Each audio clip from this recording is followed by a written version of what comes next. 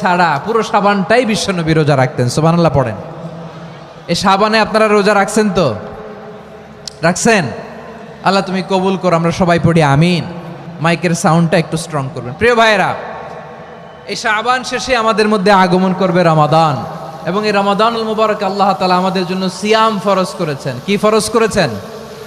তিনি সূরাতুল বাকারার 183 নম্বর আয়াতে ইরশাদ করছেন, রাব্বুল আলামিন বলেন, ইয়া আইয়ুহাল্লাযীনা আমানু কুতিবা আলাইকুমুস সিয়ামু কামা কুতিবা আলাল্লাযীনা মিন ক্বাবলিকুম লাআল্লাকুম তাত্তাকুন।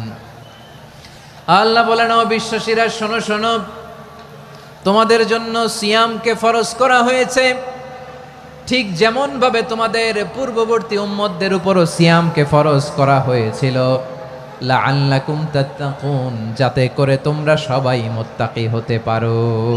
সুবহানাল্লাহ বলেন, যাতে করে তোমরা আল্লাহ সচেতন হতে পারো। তাহলে সিয়ামকে, এই সামনে যে রমাদান আসতেছে আমার প্রিয় ভাইয়েরা, এই পুরো রমাদান ব্যাপী সিয়াম সাধন করা, সিয়াম পালন করাকে আমাদের জন্য ফরজ করে দিয়েছে কে? রমাদানের রোজা রাখার নফল নাকি? রমাদানে সিয়াম পালন করা কি নফল?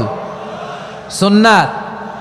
তাহলে কি ফরজ? আওয়াজ করে বলেন, রমাদানের রোজা রাখা কি ফরজ?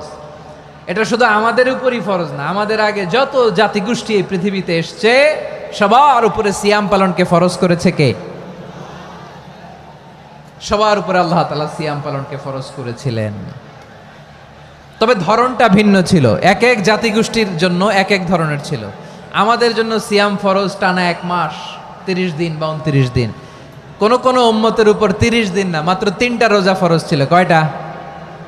আওয়াজ করে বলেন। আপনাদের কি মনোযোগ আছে না গেছে? মনোযোগ আছে? তাকবীর পড়েন তো, লিল্লাহে তাকবীর। আমাদের 1 মাস সিয়াম ফরজ।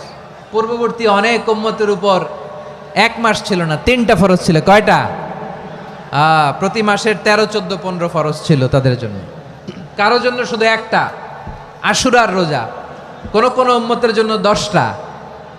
কোন কোন উম্মতের জন্য রোজা ফরজ ছিল মৌনতার রোজা, আরবিতে বলে সওমুল ইনসাত, মানে সারাদিন খেতে পারবে, পান করতে পারবে, স্ত্রীর সাথে মেলামেশা করতে পারবে, কিন্তু কথা বলতে পারবে না। কথা বললেই তাদের রোজা ভেঙে যেতে। পড়েন সুবহানাল্লাহ।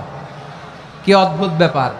মৌন সম্মতির রোজা। যেমনটি সাইয়্যিদাতুনা মারিয়াম আলাইহাস সালাম বলেছেন, ইন্নী নাযারতু লির রাহমানি সাওমা ফালান উকাল্লিমাল ইয়াওমা ইনসিয়া।